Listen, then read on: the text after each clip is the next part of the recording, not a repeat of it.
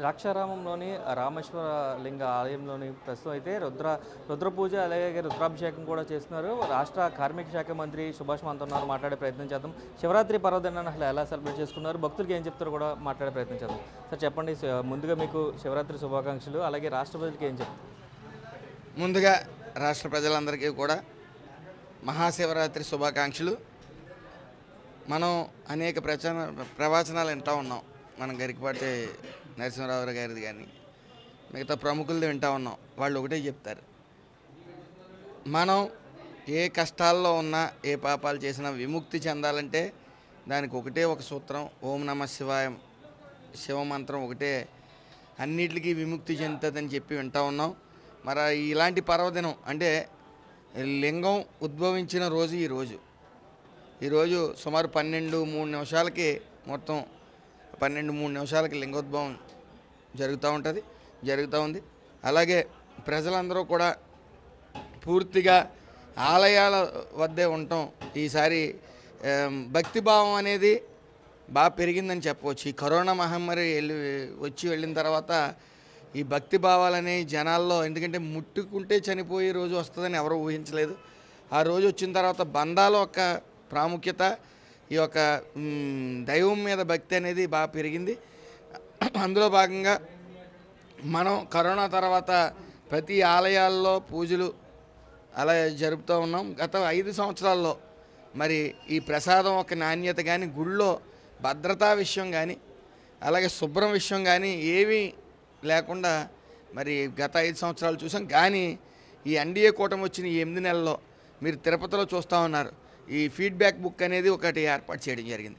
సుమారు నేను మొన్న తిరుపతి వెళ్ళినప్పుడు చెక్ చేస్తే సుమారు 97% ఫీడ్బ్యాక్ అంతా కూడా సవ్యంగా ఉందని ఇతర రాష్ట్రాల నుంచి వచ్చిన వాళ్ళతో సైతం అక్కడ పొందుపరిస్తే మరి ఈ యొక్క ప్రసాదం నాణ్యత కానీ అక్కడ జాగ్రత్తలు కానీ ఎలా తీసుకుంటున్నారనేది మనం చూడవచ్చు. అదేవిధంగా ఇదే కాకుండా మరి ద్రాక్షారామం భీమేశ్వర స్వామి ఆలయ సన్నిధిలో గత 5 ఏళ్ళు అవినీతిమయమైంది.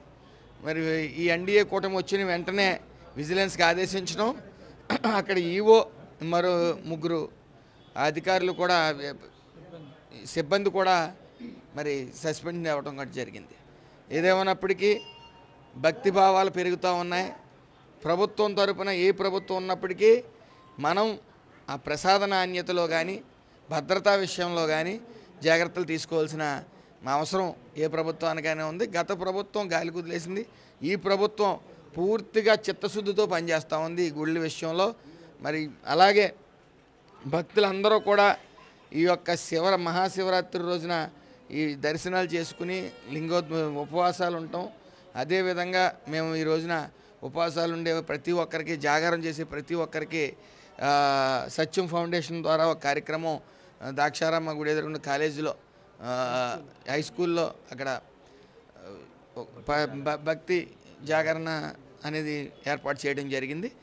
అందులో మరి అందరూ పాల్గొంటారని, మరి తెల్లవాళ్ళు జాగారం చేయాలని, పాపాల నుంచి మోక్షం చెందాలని చెప్పి మనస్ఫూర్తిగా కోరుకుంటాం. ఇది చూసుకున్నట్లయితే మంత్రి సుభాష్ చెప్తున్నది, గత ప్రభుత్వం అంతా కూడా ఏదైతే ఆలయాలకు భద్రతకు సంబంధించిన విషయాలన్నీ కూడా గాలికి వదిలేసింది. ఎన్డీఏ కూటమి వచ్చిన తర్వాత తిరుమల మొదలు పెట్టుకుంటే ఆలయాలన్నీ కూడా ప్రస్తుతం అంతా కూడా సవ్యంగా నడుస్తుందన్న పరిస్థితి అయితే ఉందని కూడా మంత్రి చెప్తున్న పరిస్థితి అయితే ఇక్కడ కనిపిస్తుంది. కెమెరామన్ రవితో Shankar, big TV. For more videos like this, subscribe Big TV channel.